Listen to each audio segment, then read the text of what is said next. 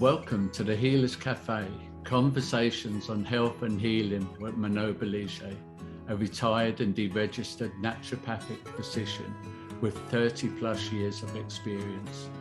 Here you will discover engaging and informative conversations between experienced healers, covering all aspects of healing, the personal journey, the journey of the practitioner, and the amazing possibilities for our own body and spirit.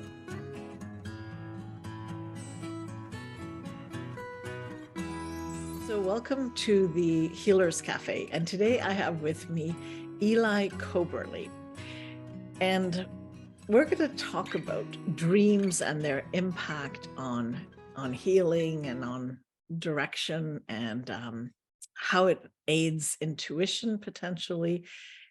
And I have like a really super exciting guest who is a world traveler and seeker of truth through adventure. At 17, he left his small Pacific Northwest town to fulfill his dream of becoming an Army paratrooper.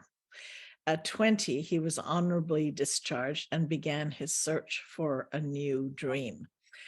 So you've gone through PTSD and many experiences that have brought you to how you're living your life right now, and what you're offering to this world. So I'm really excited to find out more about you.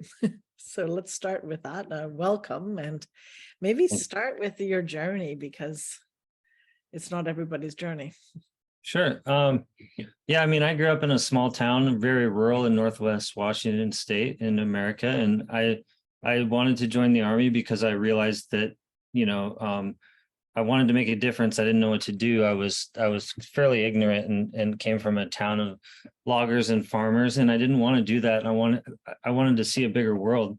So a year later, as a teenager, I found myself in Saudi Arabia guarding foreign interests for America, jet fighters and oil tankers and personnel doing paperwork for the big business of colonialism. Yeah.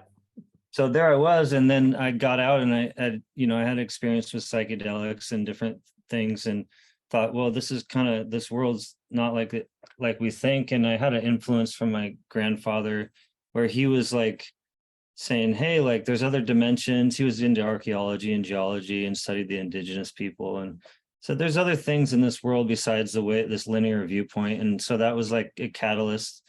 That and like my partner at the time, she was studying the goddess religions, and she studied things like Sheila Nagig, who's an ancient goddess that was worshipped in Ireland, and then spirals. And so spirals was the concept of carved spirals on rocks was something that brought me sort of to the culture and the art and the artwork of the Maya people. But I also had interests in yoga from a mutual friend, and so I kind of just merged the worlds. Began to learn and teach yoga and things like that. Mm-hmm. So you kind of being in the Army, besides the PTSD, there's also the realization that you're not aligned with what wars are fought for, why people are the fodder of big crime families, basically, in a simple way of looking at it. But then what did you learn from these spirals and the Mayan culture, and what was the other world that you became aware of? Well, I mean, just how indigenous people's life was intimately linked with a cosmovision. And, that was that there was heaven here on earth, as well as the stars in the sky and stuff, but also how they were using the grand cycles of time, specifically the Maya people, and in the Vedic tradition. They're using grand cycles of time in conjunction with astrology, essentially, and astronomy.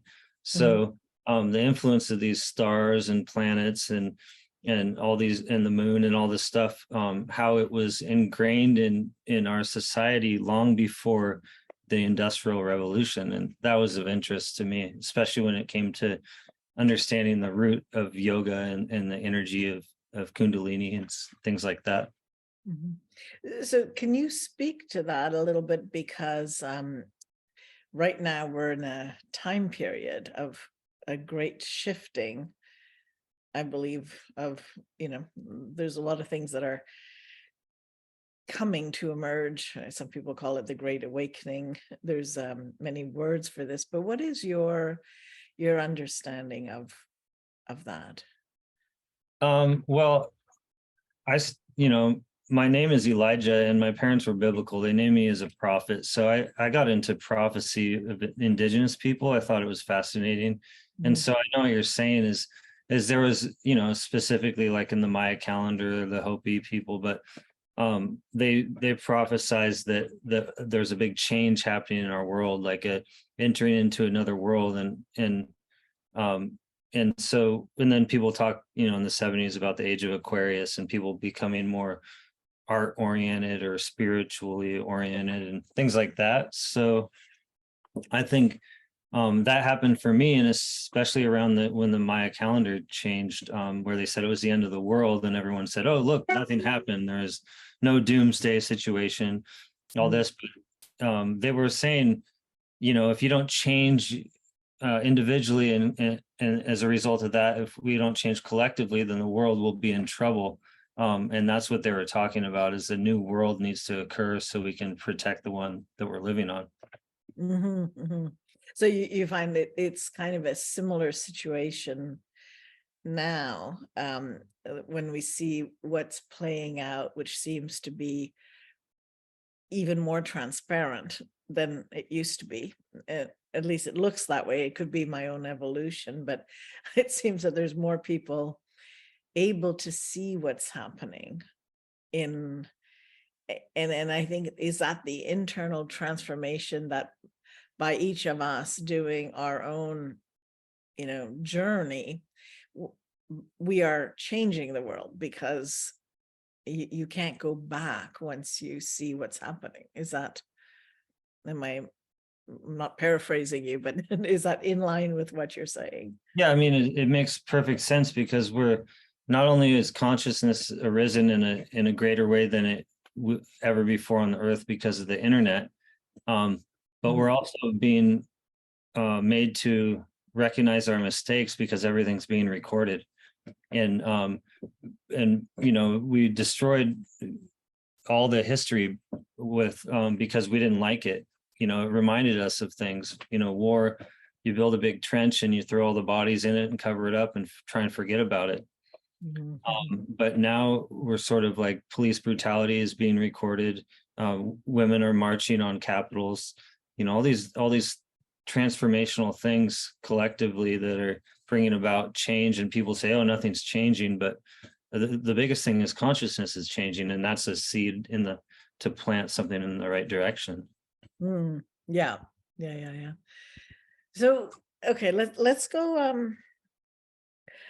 You mentioned that dreams has had a big impact on your own journey, and can you go into that in more detail, and what can people get out of their dreams, and what do you do? Because a lot of people, it may be a B vitamin deficiency, but a lot of people aren't sleeping very well, and they're not connected to their dreams anymore.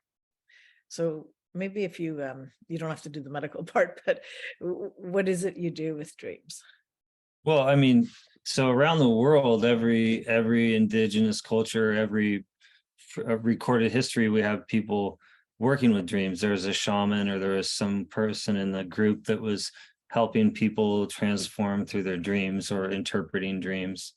And dreams are prophetic. We've had situations like with, I think it's Mozart or Beethoven. He got the symphonies in his dreams. He would wake up and write symphonies after hearing the tones.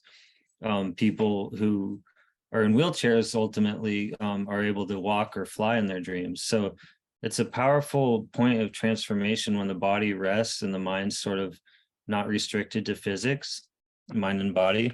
So ultimately the healing potential for dreams is, and it's proven through science at Stanford with Stephen LaBerge, who I studied with. And what I'm saying is that people don't need, well, maybe psychotherapy is a good option, but it's certainly a step in the right direction for rapid transformation. In other words, someone who's having a reoccurring dream, it's probably for something that's reoccurring in their own life. And so you match in the day-to-day life with the dream time. You can transform your mind all the time. So you're working towards something more authentic to your calling or your highest self. Mm-hmm. But do you see dreams that as like the unconscious? It's like, or it's not like that. It could be the supraconscious in some ways. Like, how do you see what that is? Like, what is what part of us is alive in the dream? I guess it depends on who the dreamer is, and that's like a metaphor. In other words, like, are you conscious when you're dreaming? And like with everyone knows the term lucid dreaming, that just means that you know that you're dreaming while you're dreaming. Right. But not everyone can hold on to that understanding throughout the entire dream process. And it's virtually impossible, actually. Tibetan monks do it with dream yoga, something I studied and really fascinating and practiced a little. But in order to do that, you would have to have a meditation practice consistently, hours and hours a day, because what they teach is the mind is racing. So you want to quiet with meditation. And then there's techniques that you can use, but you also have to be conscious in the dream time and use those techniques. So it depends on like who's aware and when they're aware. Like, is it yourself who's afraid, like of things that scare you during the day, like taking calculated risks? Do you take the calculated risk in your dream unconsciously, or do you do it when you're conscious, or do you just run from it like the guy who's following you in the shadows? Mm-hmm, mm-hmm. Right. Yeah. No, it's interesting. I've been I notice I have lucid dreams, and I can go back and finish or go back to the dream and continue it, and they are different dreams. And I've never paid attention to it in great detail, but that and maybe I should. But the other dreams could be, they are like patterns in your life. Like when you were saying calculated risk. I've definitely seen dreams where it's like it's the fear element of something, like if that's the shadow part that shows up, for example, that's trying to sort out something. And if your mind sees it while you're awake, then you can use it and go, interesting. Here I am playing the victim, or here I am playing, the what's the word in English? Infaillible, the no one can ever hurt me person, right? So there's that level, but then there's also the dreams that you feel as if you see the future, but they're so real that those I don't know. I've had dreams like that I have recurred, and I feel like they come closer to being possible at this stage. But certainly when I had them young, I had no idea where they came from. Do you have like an understanding of that type of dreaming process?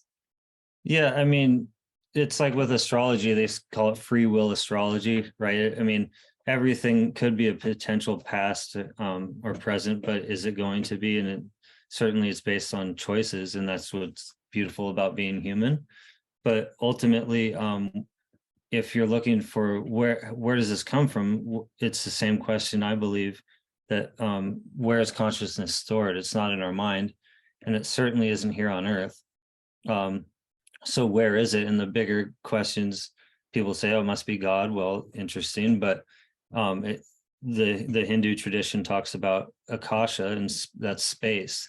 And so that's, like I'm a big fan of Edgar Cayce and the Akashic records, and so that's about like where's consciousness stored, and where, you know, where, how, why are we accessing this, and what's it for? And I believe that it's so we can be the best version of ourselves to be for others as the collective. And also, it's like, if you believe in karma, you're going to understand that what you're doing, all your choices affect. So choose one wisely. I mean, I'd imagine that whatever's stored in this library of records, this hall of records, like Edgar Cayce talks about, is something that's happened. And if you don't believe in time as linear, and you certainly believe in other dimensions, then it could be happening simultaneously. Manon Bolliger here, and I want to thank you for taking actionable steps towards engaging your healing journey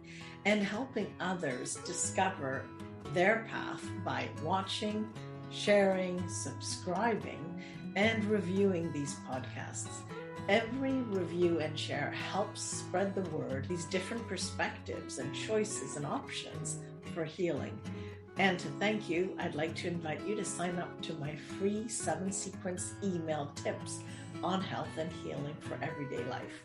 You can go to healerscafe.com tips. Thanks so much. If I were to believe in something, I would believe that things happen simultaneously, but I can't wrap my mind around it. I don't know if that makes any sense, you know, because a belief is a way of looking at things, you know. I'm pretty certain it isn't linear.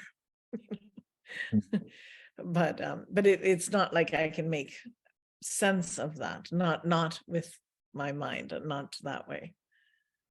Does that, am I relating? Yeah. It's limited as being humans. It's like, and so that's I think why people, if you live on Earth, it's important to have a connection with the Earth, and be in your body, and be enjoy the food, and enjoy the water, and the smells of the ocean, and the, you know, and the fragrance of the flower. Yeah, like that's what joy is about, being in the moment. So right. It's just balance, it's choices. Yeah. So with your experience with PTSD, how would you say that you are freed from it at this point through the different works, or how do you manage it, or what is it for you at this stage? Well, for me, I had spent the last 25 years sort of denying that I wasn't the problem, it was everyone else, right? And so, I mean, I got into yoga, and then I learned everything, and I learned the philosophy because I love history, and I love the root of why people do things with the anthropology and all of that. But and I did the physical practice, and I even meditated, and went to other worlds and dimensions, right? Like we were talking about. But the problem is that putting it towards a relationship here on Earth is a whole nother ball of wax. Like so I actually just understood that I had PTSD. Actually, it was about 2 months before I published this book, War in the Hearts of Men, in September. It was on the equinox, and I had filed a claim with the VA because I was thinking, well, certainly the people who are upset at me in these ways, that I wronged them, and if I wanted to have integrity because of visions that I had during ayahuasca, and I want to do the right thing, you know, I probably should be the one. And so I went to a therapist, and I filed a claim with the VA, and the day that my book was published was the day that they approved my claim and I was diagnosed with PTSD a month before. So it's a new thing for me understanding it. I don't think I'll ever be past it, because I think I'll just find ways to deal with it. I have a type A personality, so I'm kind of like always been really physically active and really, you know, in my head. So the process is ever ongoing of you know, letting go. And that's a continual, it's, if you believe in Buddhism, you believe in death as a practice, you know. So I'm making sure I'm understanding you. You had not, because I mean, again, it's a label. label, like there's many labels, and many diagnostic labels that sometimes serve people, sometimes don't. And sometimes they create victimization out of it. And I'm not sure if that's intentional or not. It's the net result of our interaction with these words. Like I know in my practice, when I used to practice, people would say, well, I have MS and it's incurable. And it was like, interesting.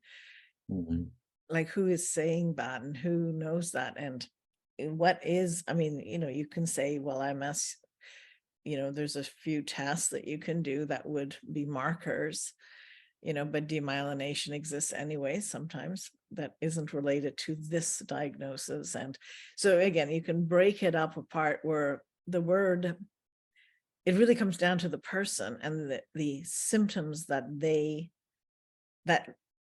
feel the strongest with and what that's about and how it's affecting them. And sometimes when you blow the whole thing open, with therapies, sometimes with just pure understanding and discussion and connection, it changes everything, right? And so that's what I'm wondering, with all of the work you've done, what is PTSD to you? What does it mean at this point? And you can change your mind later. Yeah, I must be candid and say that, when I was sitting with the Veterans Association and with the psychologist there, and she's, asking me a zillion questions to prove the legitimacy of my claim. There were certain things or characteristics that I have when I interact socially that she identified. And so I can say, honestly, for me, PTSD is the way that I interact socially. And I'm still in the process of uncovering that and what my responsibility is. And that's why I believe that yoga and specifically meditation has been such an integral part, is because you're quieting the mind and you're using the breath to relax the nervous system. So certainly that medium is the best for reactions and for social reactions. So my relationship is just that I'm unsure and unclear what it is. I just know that I was ready to take 1,000% responsibility for my actions. Yeah, and that isn't related particularly to PTSD, unless people say. I did have one patient who said PTSD is kind of my guilt coming back to haunt me. And I thought that was interesting that that's how he saw it. Again, it was a war a veteran, and that's how his relationship to it. And so we worked on guilt and and how do you that it's an emotion for sure, or it's a judgment first, and then it can create a slew of emotions. But in the moment, at every moment, you're only doing the best you possibly know or can in that moment, right? Like it's hard to, you can't undo, and all you can do is wake up and go, wow, okay. So it's interesting. Forgiveness, in a sense, you, by admitting that it is a wrong, it's aligned with what you believe now of the world. But does it relieve, is there guilt, or does it relieve that? Does it help in that way in your case? You're asking me if I have guilt? Yeah. I don't feel guilty, although maybe I come across that way, and that could be a dark pattern of mine. I'm not sure, but I don't feel guilty. I just feel like I want to identify my relationship to my action and be a man of integrity. And so that's why I've chosen to do things like write a book in vulnerability about my personal experience. But I would feel guilt, I think. I mean, I guess I'm not qualified to analyze the specific emotions very well, but because I could see that there could be some guilt, but more or less, I'm not saying there is, by the way. I'm not suggesting you should have it or that you do have it. I was just wondering if that is, part of this, because I personally don't think it's necessary to go through the guilt. I mean, if you're in the moment of every action that you take, from that perspective, guilt is can be like a side step that can take a lot of energy and it really doesn't change things. It's like, it sounds like the step you did was in full integrity of what your experience was. I mean, it's not the way you explain it. It seems like a clean, forward moving energy, right? Yeah, but people will call you a fake or a fraud because they haven't done that sort of work themselves. And that was my experience. A lot of people who are really close or I want to get close to oftentimes will say, oh, well, who are you to say this? Or how could this be possible? And, or what, and so I really had to honestly posture myself as a position of authority in certain things in order to claim them. And so I was like, well, I love to write and I want to become a writer. And I did happen to study with all these teachers and so I may as well be of service to people. And I think sometimes it becomes personal. So I thought being a teacher it's better to be an example as a teacher than it is to be a specific teacher in my case, and specifically with my personality, because not everyone has that type A drive and it's sort of in your face. And so I realize now the example is a better option. Interesting. Yeah. No, anyway, I relate to what you're explaining. I can't repeat it now, so I'll just let it go. But no, I get what you're saying totally. Well, it's our time's actually up, but is there anything else because there's so much in your bio that you want to share, if you have a couple more minutes, something else that you feel called to say or share? Sure. Mostly, there's a zillion self-help books and everyone's a guru and wants to tell you what to do. And there's 3 steps for that or 27 steps for that. And it all may be really relevant to a lot of people, but I think trusting yourself and your own process is far greater than trusting a complete stranger.